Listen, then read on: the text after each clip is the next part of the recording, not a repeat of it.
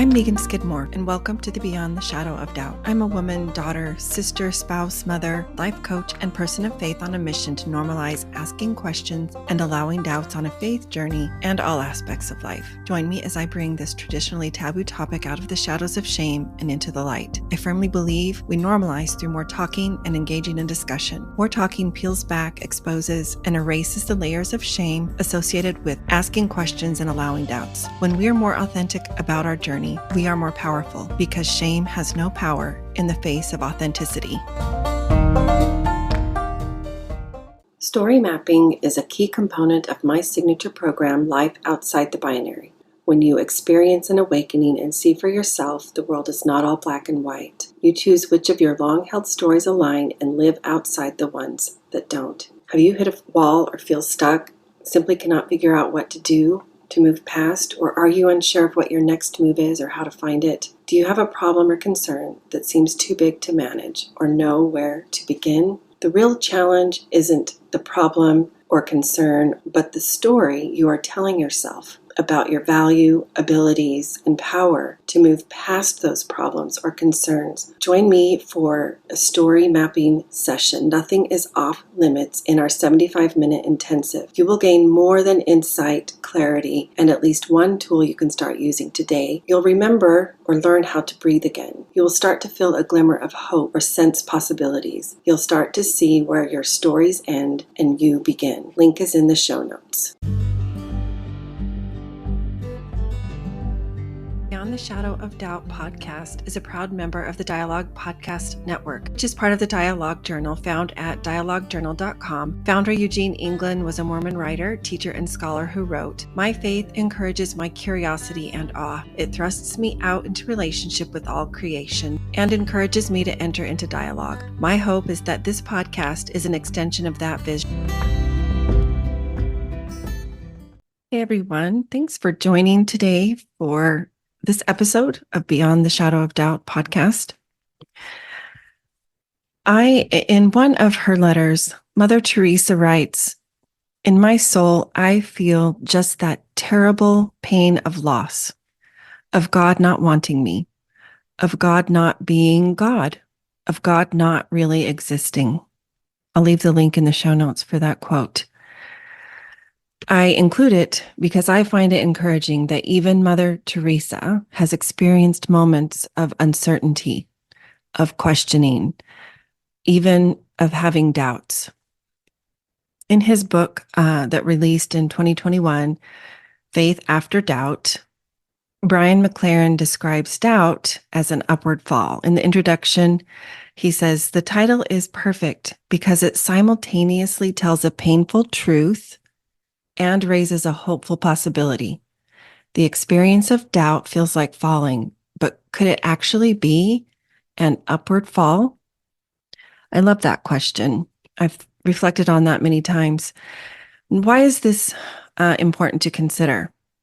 There comes a point in life when one can no longer negate those intense feelings that come with the cognitive dissonance that often accompanies the discovery of two seemingly dichotomous truths. Now, I'm not saying that they are absolute truth. I'm saying that what you were taught or grew up learning is in direct contradiction to what your real lived experience is in the now, in the present. And you aren't quite sure what to do with it, at least in the beginning. And you find that ignoring, denying, or repressing this reality has its own fallout.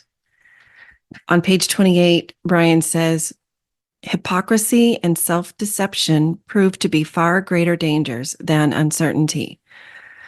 I agree with that, and it resonated 1,000% with me when I first read his book a few years ago. One must be in congruence with their personal integrity. It will literally make you ill or sick if you do not. And so, leaning into one's integrity or one's truth, we go on this journey of faith. So Brian breaks this concept of faith development down into stages, much like psychologists have broken down human development into stages. In fact, that was his inspiration He stresses the importance of refraining from using these 4 stages as a means to compare or judge those who may be in a different stage than you. That is not their purpose. He goes on to use the metaphor of a tree to describe these stages. He spoke at the Restore conference in 2022 in Salt Lake City, and this is what he shared. Trees grow taller by growing fatter. At some point in my life, I stopped growing taller, but I've kept growing. At the tip of a branch, the new growth comes out. And the way this shows when you do a cross section of a tree is what is the green growth at a tip of the branch? This is this flush of new development that's happening all over the tree, a new layer. So you start with a tree that just has one little ring, and then a new ring grows out from that, and a new ring grows out from that. The new ring does not replace the old ring. It depends on the old ring. It builds on the old ring. It includes it and transcends it. It includes it and grows beyond it. End quote. So each of these 4 stages of faith build on the next one. The first stage he calls simplicity. And he calls it that because starting on page 45 in Faith After Doubt, he says, it revolves around a simple mental function of sorting nearly everything into one of 2 categories, end quote. So he basically says it's this all or nothing idea, that something is either or, in or out, up or down, friend or foe, true or false, right or wrong, and so on. He continues on the same page 45 in Faith After Doubt. At this stage, the world is viewed in duality. So it's this, it can either be only one of 2 things. It's that idea. And he says that it's learned from the adults in our lives, parents, grandparents, teachers, aunts, uncles, pastors, religious leaders, and so on. And I'm paraphrasing. He says, for a child or a youth, the goal then becomes to figure out what these folks, these adults in our lives want, and then what they will reward, and conversely, what they will punish and avoid that. You view them as authorities who know all. You are dependent upon them, trust them, and hope to be as certain and all-knowing as them one day. Brian was also interviewed by Pete Enns on the Bible for Normal People podcast. And Brian said this about authority figures. Quote, we ask them questions, they give us answers, we believe them. That's how simplicity works. And in a sense, very little doubt happens at this stage, especially early on, because we have every reason to believe those authority figures. He continues, a really important thing to understand, I think, is that for a lot of people, this is what religion is. Religion is a stage 1 simplicity phenomenon. In fact, this is what I think fundamentalism is really. Religious leaders in fundamentalist settings, they say, we're giving you the answers. This is it. Your only job is to understand it, believe it, accept it, defend it, and that's the story. So that's stage 1, and that's where a whole lot of us begin. It's the same if you're Muslim or Jewish or atheist or Buddhist or whatever. A lot of us are introduced to a stage 1 faith, end quote.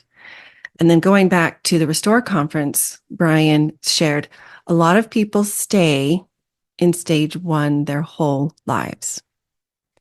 Nothing ever disrupts them from it. In this stage, we are dependent on authority figures who tell us what the rules are. Who's in, who's out, what's right, what's wrong, what's clean, what's dirty, what's safe, what's dangerous, what's acceptable, what's condemned. Those authority figures give us easy answers, and we believe in this stage that everything is either known or knowable. And in a certain sense, life is a war, because it's the good guys versus the bad guys, the right authorities versus the wrong authorities. And life is very, very simple. And when you learn Christianity, when you learn Mormonism, when you learn to be a Roman Catholic, when you learn to be a Pentecostal, or Buddhist or Jewish or Hindu, in a certain sense, almost everybody starts at stage 1. And there's this sense that we're the good guys and those other people are a little bit dangerous. And that's why this sort of warfare mentality spreads. He concludes with, while in simplicity, I'm looking for meaning in belonging to the group and belonging to the group who has it right. Then Brian's philosophy is that there's this idea that for some of us, something happens to us and then we're kicked out of simplicity.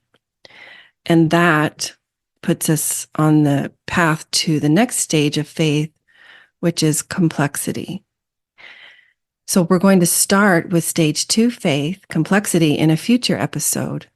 So make sure to like, subscribe, follow, and all of the things to be notified first when it publishes. And while you're at it, it would mean the world to me if you would take a moment to leave a 5-star review on Apple Podcasts. Thanks for joining me. Until next time. First Friday's free coaching, a confidential group to bring all the questions, vent frustrations, share fears, express doubts. Navigating a new and uncertain reality is hard enough. Let's remove the worry of judgment from others. In this group, I will help you help yourself so that you can be there for your child, family, loved ones, and for you too. Click the link in the show notes to sign up. You must complete the agreement. Hopeful Spaces is a Dallas Hope Charities component of Hopeful Discussions, sponsored by Mercedes-Benz Financial Services USA. It's a free monthly parent, ally, or caregiver support group facilitated by Megan Skidmore Coaching. Email chc@dallashopecharities.org for more info.